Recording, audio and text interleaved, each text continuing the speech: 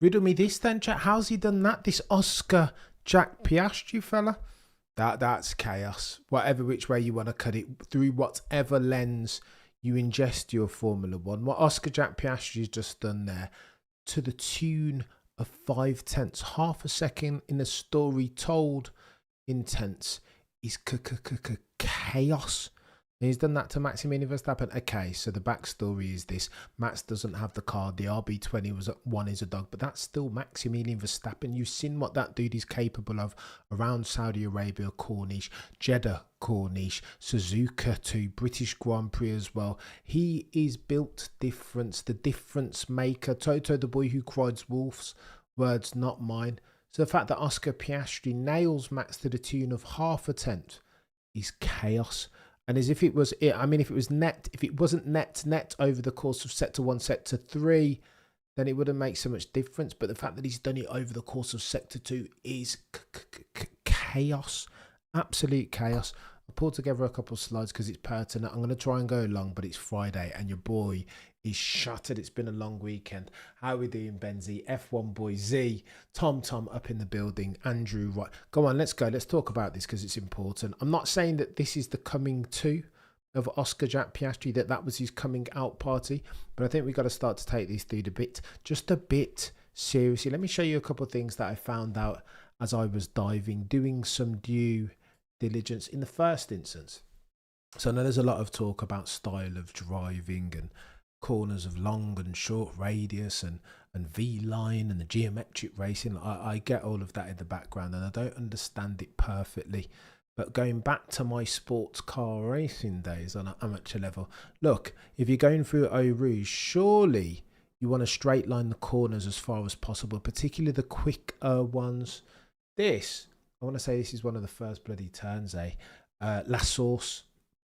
Look where Oscar Piastri is. Oscar Piastri is at the bottom right of your screen. Maximilian Verstappen is at the top. And again, it's not light for light perfectly. It's different points of the track and the braking, etc., etc. But you see the point that I'm trying to make here. Grice's razor setting, Oscar Piastri. And by the way, he loses time to Maximilian Verstappen owing to the lower downforce of Max and his setup around sector 1. But look, Oscar Piastri is widening the line right. This is what friend of the channel Peter D. Windsor keeps talking about. But I'd argue around here, Spa-Francorchamps, that might be an advantage for him. He's straightening the line. And if you need more as evidence of that, exhibit B as follows. Look how much closer he's getting at the apex. And again, you don't get the full shot of Max Verstappen on the bottom right of your screen. But look how much he's taking, how much liberties he can take with that MCL39 as far as absorbing the curb. Ergo, straightening the corner, geometric racing line settings, which yields higher minimum speeds. So too, this is important, chat. Again, like I said at the outset, if the 0.5 of a second over the course of the Spa-Francorchamps, if it was ups and downs over the course of sector 1, like 0.1 sector 1, 0.2 sector 2, 0.3 sector, if it was like that, then I don't think it would be so much of a concern. But Oscar Piastri is gapping to the tune of 0.5, the entire field over sector 2, and most of the time 0.4 of it, Autosport says, is coming from Stavlo. That's turn 15 and the turns 13 and 12, twisty stuff. And they said Oscar Piastri couldn't do those type of corners. Well, around here he can, to the tune of 0.4, 0.5, depending on whether you're speaking about Max or Lando. That, ladies and gentlemen of the F1 jury, is chaos. And if you don't believe me, Helmut Marko spoke about it. He said, listen, we've made some changes. We've tinkered with the setup. We've taken downforce out the car with a view to compensate for what we lose in sector 2 over the course of sector 1 and sector 3. Maximal velocity settings, drag strip settings, fast and furious is what they're going for. And let Max Verstappen bridge the gap. Let him be the difference around sector 2. That's what they're going for, and he was to a certain extent.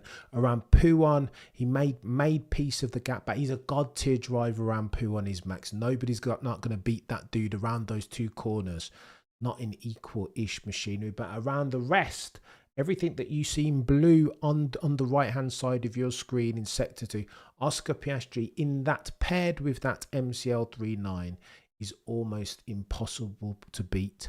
0.5. Don't believe me? Well, Helmut Marko expounded upon this. The word that he used about Oscar Piastri was that dude is incredible. I kid you not. Helmut Marko's words, not mine. Here's what he said. A couple different things. He said, we thought we would be nearer, but in Sector 2, we are just losing 4/10. Not only us, the rest of them as well, Helmut Marko told Autosport. All the other drivers are losing this amount and even more. So we made a step forward, but obviously it's not enough to fight Piastri. What that dude is doing in Sector 2, Stavelot corner, is incredible. Helmut Marko's words, not mine. And that tells you all you need to know about what Oscar Piastri is doing. And again, sometimes you want to do a bit of F1 maths, right? If Oscar's just smashing out Lando Norris 1.1, who on his day, on any given Sunday, can turn into Ayrton Senna in terms of absolute speed. I get it. That's different. But if Oscar Piastri is putting 0.4 on Maximilian Verstappen, then we want to start putting some respect on his name. They say of the younger drivers, the young hot prospect ones, that you don't want to look at how consistent they are. You want to look at how bright their flame can burn at any particular occasion. And that's what Oscar Piastri just did, is it not? God tier lap. Go on, let me show you this as well. Because I don't know what Maximilian Verstappen is going to do. They're going to have to tinker with the car. I think they might have to take an additional bit of downforce out of the car with a view to compensate further, increase the maximum velocity in Sector 1 and Sector 3. Otherwise, it's going to get techier than techie things. Oh, and by the way, take a look at this. This is a story that will not go away, not anytime soon. It is too important, of too great a gargantuan consequence, if indeed it does transpire. For the avoidance of doubt, all F1 journeys are created equal, but some are created more equal than others. Toby Gruner is one of the good ones. AMUS's guy in the know settings. Here's what he said in stark contrast to what ESPN said yesterday.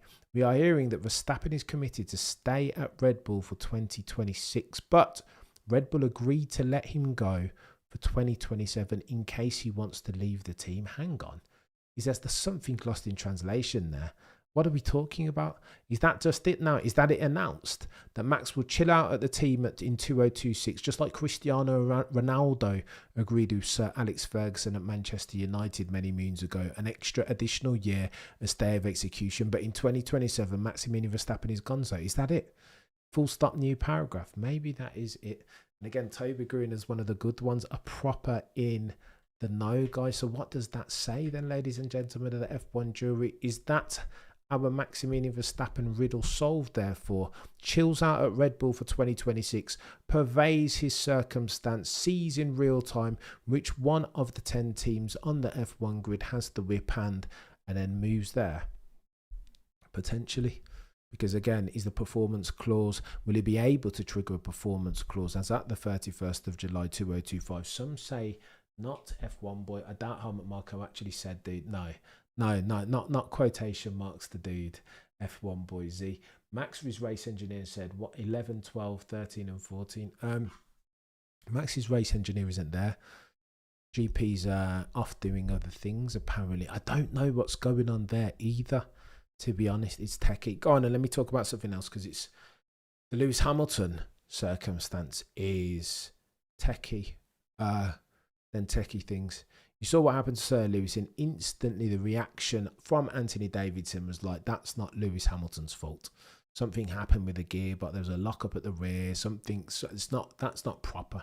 That's Scuderia Ferrari. Now we know they've worked a lot on the rear instability suspension, making it more rigid, enabling them to run the car lower. The SF25 in its very narrow operating window, optimized for it. However, it looks like it hasn't worked, or at least not in the case of Sir Lewis Hamilton. Charles Leclerc was up there, right, competing. That car was fast in his hands. So Lewis Hamilton was struggling anyway to get through to the next session, and then that happens. Lewis jumped out the car, and this is where it's getting techie. It is getting techier than techie things, because Lewis jumped out the car and desperately didn't want to throw the team under the bus. But his words, polemic, looked in the camera, and his countenance was that of disbelief. He was like, that's never happened to me before. Never. I don't know. Surely, Lewis, the question came. Surely there are positives. I mean, you've tested the suspension at Mugello. You're running the car as far as its ride height super low to the ground now. Surely there are positives.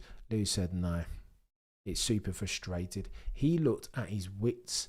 And now I understand that he's trying desperately to circle the wagons around the team and protect them from criticism.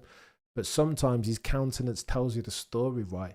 Lewis wants nothing more than to win races and championship. His first for Ferrari, his 8th for himself. But he's not going to do it in that SH1T box of a car with that SH1T Scuderia Ferrari team, the red team with the yellow badge and black prancing horse on top. Not now, not in its current form. And that's why he's having conversations with the C-suite exec level bods in Elkan, in Benedetto, in Frederick. They're having the proper conversations now, and he's taking notes and putting forth suggestions, because in 12 months' time, in the twilight of his career, 40 years old now, top Father Time, knowing all the while that Father Time is undefeated, undisputed, pound for pound, has never lost a round. Understanding all of that and the very acute nature of the time that he has left in the sport, Lewis Hamilton's putting his foot down. That was sad what I saw from Lewis today. The incident, but more than the incident, his demeanour in the scrum. The interview with Craig Slater was sad. It was like, do you know what I mean? It makes your heart sad to see a 7-time champion, GOAT settings, Mount Rushmore of Formula One look like that. He's not here to finish 5th or 6th. He's here to win races. As a Scuderia Ferrari, the time is now, ladies and gentlemen. You've got to fix that car now. And it's 2026, right? The focus will now go to 2026, because there is no chance that Scuderia Ferrari are going to win silver, when definitely not of the drivers' variety, and not even of the constructors, because McLaren are too far down the road. Oh, and by the way, if we're talking, Lewis doesn't want Fred to be fighting. Yeah, true, Foxy, but is it about Lewis? Does he have the power of veto, or does John Elkann, man who for the longest time has been courting Christian Horner? Now, whether he wants to continue courting Christian Horner, notwithstanding all of the polemic and the circumstance that surrounds Christian, mention no names, misconduct allegation gate, mention no names, the polemic relationships that he formed with his team member Christian Horner Racing instead of Oracle Red Bull Racing, whether he still wants that dude to be team principal of the team at Maranello, the red car with the yellow badge and black prancing horse atop, is another conversation for another day. Oh, and by the way, I saw this that I wanted to pitch at you. Since we're playing devil's advocate, you know me, like, listen, Lewis Hamilton for me, one of the best that I've ever seen. 2018 Singapore, yada yada, 2007 rookie settings, beats Fernando Alonso, who at that point was a 2-time champion, who just vanquished off into the distance one Michael Schumacher. You get it. You understand it. I saw this from Daniel Valente, and I wanted to read it out to you because it's important. Sometimes you got to play contrarian stuff. Shine some light on the antithesis. Why? Because what we won't do on this channel, not now, not ever, is sacrifice truth value nor objectivity at the altar of partisanship. Daniel Valente says Lewis Hamilton now has the best average finishing position out of all non-McLaren drivers over the last 5 races. I need to fact check some of Daniel's stuff, because he got the pole positions wrong, didn't he? When he said Charles Leclerc dropped it on pole in 2024, he did not. That pole position belonged to one Maximilian Verstappen. 5th is his average position. That's Sir Lewis. 5.25 is Verstappen's. Leclerc's 5.4. The one they called modern day, the one they called George Russell, 6.2, and Alonso 8.0. So he's been nothing if not consistent. Daniel Valente bookends his soliloquy thus: reports of Lewis Hamilton's demise have been very, very greatly exaggerated. True. Here's the point that I will make. It's been 12 races this season to date. Lewis Hamilton has yet to podium in one of them. That's his longest stint in his F1 career without podiums. That's got to count for something. The antithesis of that is this. At the start of the season, every time you looked at qualifying, Lewis Hamilton was anywhere between 2 and 3 tenths adrift of Charles Leclerc. That was then. This is now. There's been convergence. That delta has come down, meaning, therefore, Lewis is on the right trajectory, as he always does. He's played himself into the crease right, and he's getting better, closer to Charles Leclerc. Okay, so this wasn't his finest out, or Scuderia Ferrari's finest hour rather, but nevertheless trending in the right direction. It's not what's happened as far as Lewis Hamilton is concerned at Ferrari, but his line of travel, what's going to happen next. And it looks like, if you look at the delta between Charles Leclerc, I'll do some analysis on it between now and tomorrow morning. If you look at the line of travel, he's catching Charles Leclerc in qualifying at the very least. Now, is he still a gazillion of miles away in that red, in a gazillion miles away even from a race victory and a podium? Potentially. It's techie. I hope Ferrari understands what is wrong. I don't want something bad to happen. I think something bad is already happening, Macon, sadly, for all concerned. True, I wonder if talks have amped up between Horner and Ferrari potentially, although many people are saying it's Alpine that's Christian Horner's destination most likely. If I go down, we all go down. Zero-sum game is what F1 is. I don't disagree with that either. TWM says, have Ferrari ever put together a good car?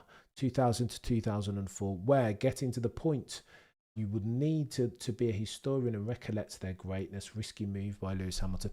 2000 to 2004, Jean Todt assembled like the all-stars, like the Harlem, the Bulls in 92 or whenever. Like he assembled a god-tier team. It was Ross Brawn, it was Jean Todt, it was there were others in there that evade me. It was Michael Schumacher, of course. And between 2000 and 2004, nobody could beat them.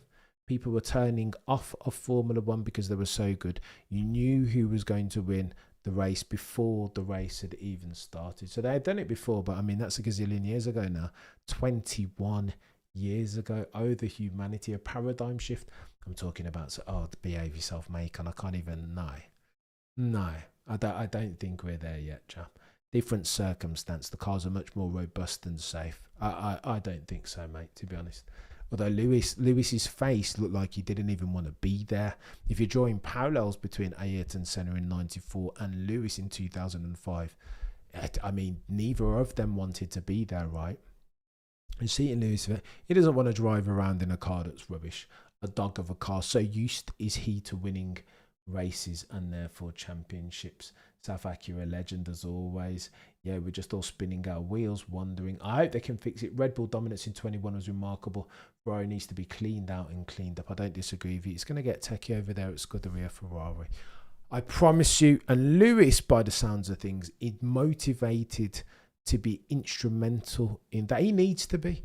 They can't do that now without Lewis. The wholesale change, its root and branch, I don't think they stand a chance, if I'm honest. Sons, Lewis Hamilton, they need a champion in that team that knows what good looks like, that can correct them, steer them back on course as a Scuderia Ferrari ship, because I'm not sure Frederick Vasseur is going to do it. They don't have the stability. Loic Serra's meant to come in there and do all this god-tier stuff. Where is it? Their low-level decision-making has been poor. Where was Adrian Newey? Why didn't they throw the book at him? Understanding how instrumental, how close a guarantee that dude is as an aerodynamic mind, mechanical engineer, race engineer to success in Formula One. Sign him, surely. Throw the book at him. Frederick Vasseur saying, nah, we'll continue to plough our own managerial infrastructure furrow. What are you on about? Sign Adrian Newey, and then you'll have yourself a dude who's able to take a step back from the wood. The F1 would take a step back away from the F1 wood and see the F1 trees for what they are. Fix your fudging car. Is going to get techier than techie things. I'm going to run away, guys. Normally I'll go longer than this, but your boy's out here struggling and has got to log back on. Between now and next time, you guys have been legends. Enjoy the rest of your Friday. We'll jump back on for a cheeky sprint race tomorrow and then qualifying shortly thereafter. Hug somebody you love between now and next time. The prosecution rests. No further questions, Your Honour.